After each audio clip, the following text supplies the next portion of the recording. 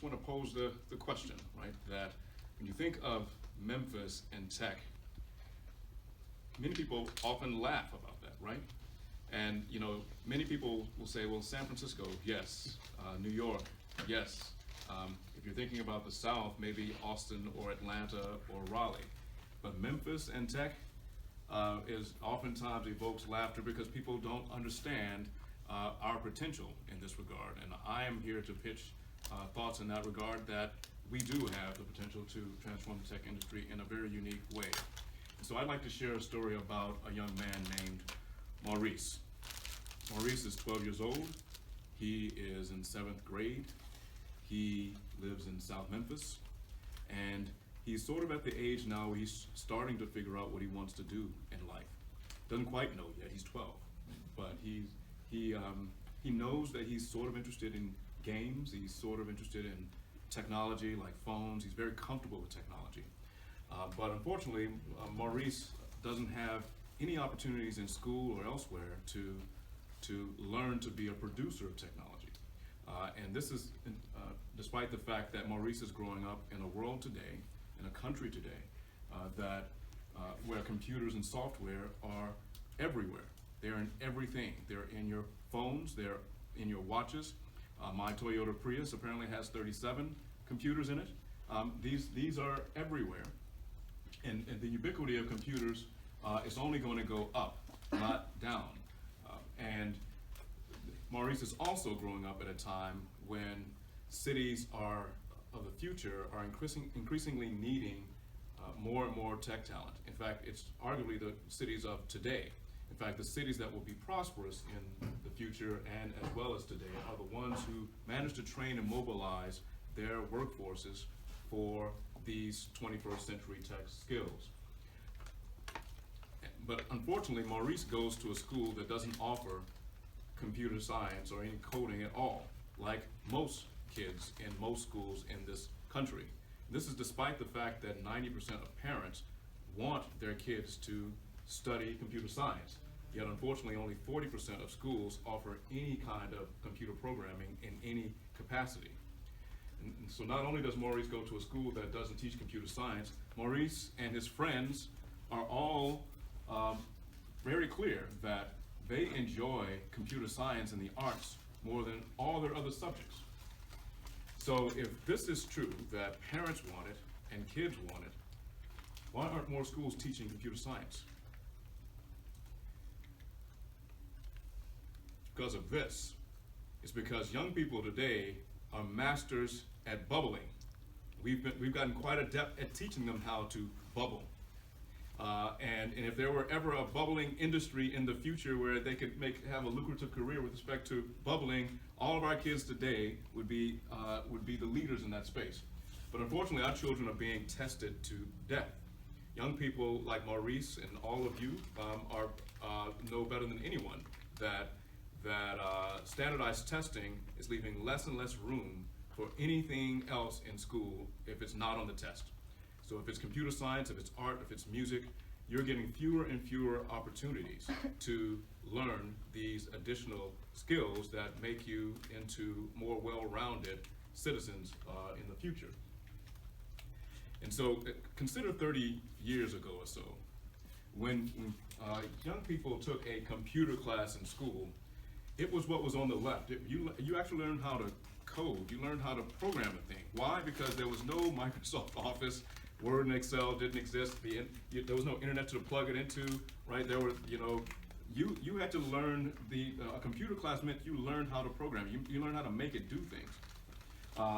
Fast forward to today, and a computer class today means Office, Word, Excel, how to use a web browser, how to use a keyboard, right? Those are all important skills to know, but you're not learning to be a producer of technology. You're learning to be a consumer of technology.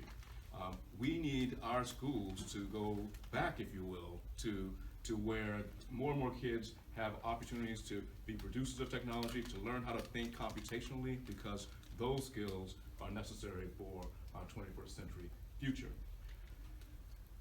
So we shouldn't be surprised at all by these sorts of numbers with respect to diversity in the tech field, the tech spaces, if too few schools are offering coding for kids, and you've got companies like Uber and Apple and many others, some not even on this list, like Amazon and others, with equally dismal numbers with respect to diversity, because we're finding that only those who are the most privileged amongst us, only those are getting access to these 21st century tech roles.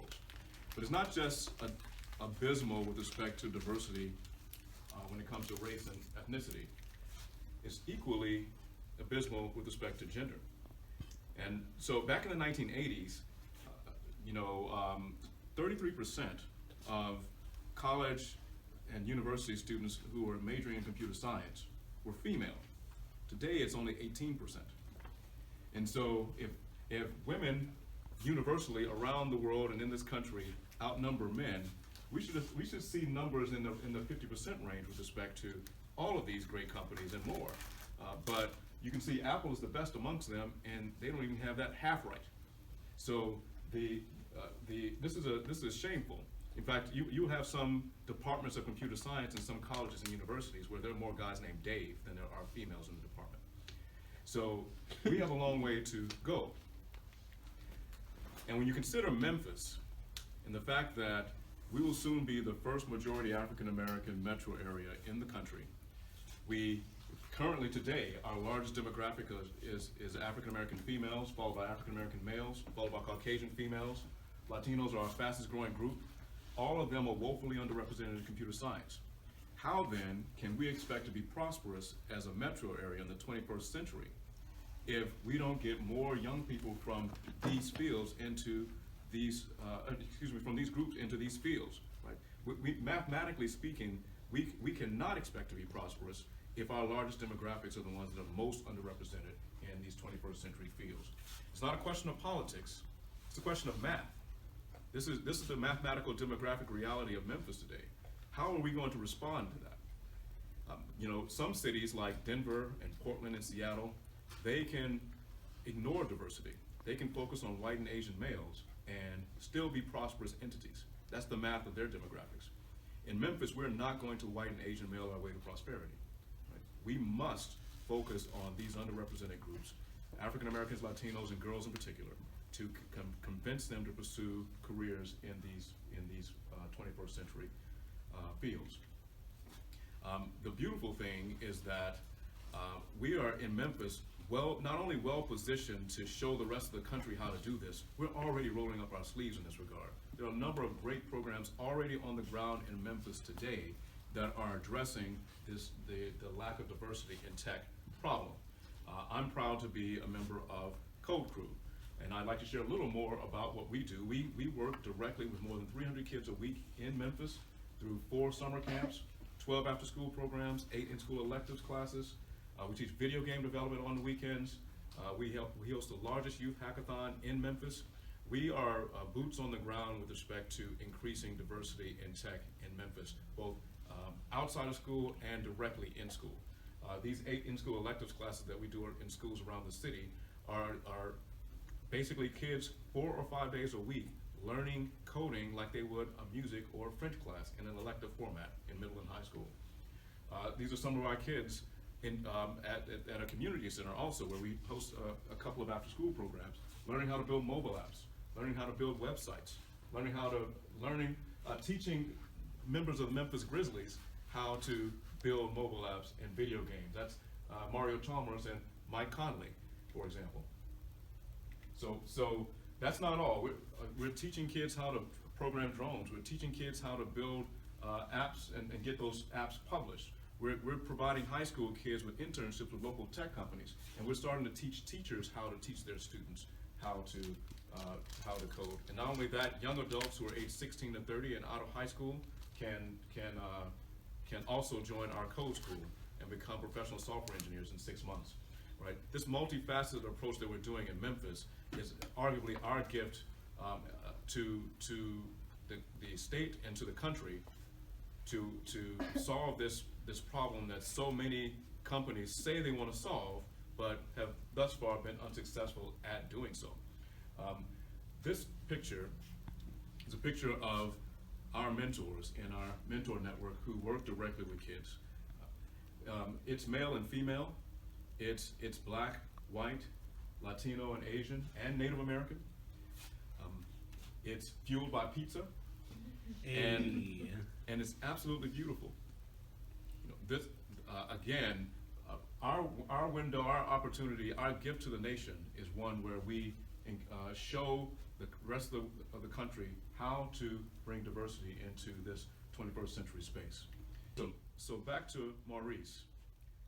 You know, I can tell you that Maurice does learn how to code in school.